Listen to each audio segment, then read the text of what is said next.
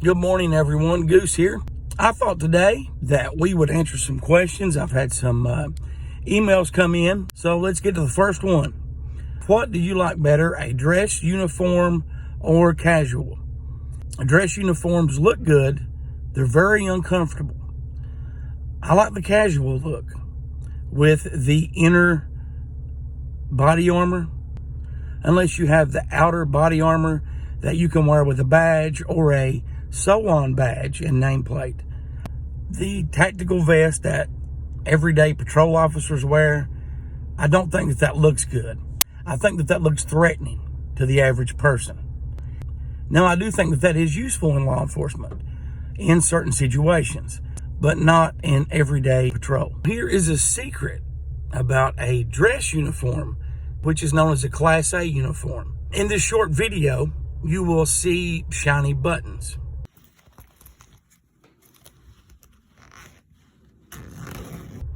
The only button on that shirt that buttons is the top one. Here is a picture of belt keepers.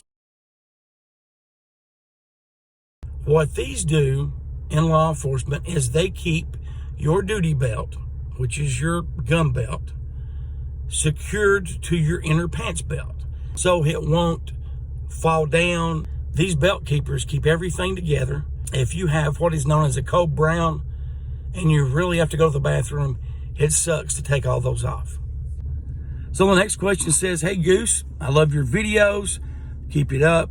I'm following you on your other accounts. What kind of software did you use on your MDT? An MDT is a mobile data terminal. We used a software called OpenFox. Here is some screenshots of OpenFox. You can pause to read.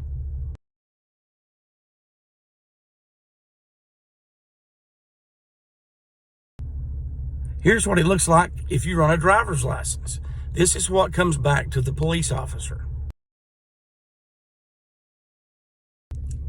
This next email says, Goose, you talked about an officer not being radar certified. Can you elaborate on that? And do you have any other tips? First, and someone commented, you do have to calibrate the radar unit. If the officer is not certified to run the radar unit, then that ticket may be void. Now, you have to check with your local state. Some states do not require an officer to be certified, as long as they know how to calibrate it and so forth. Can I provide any other tips? Well, you need to check with your state. I'm not an attorney. This is just, based on my years of experience.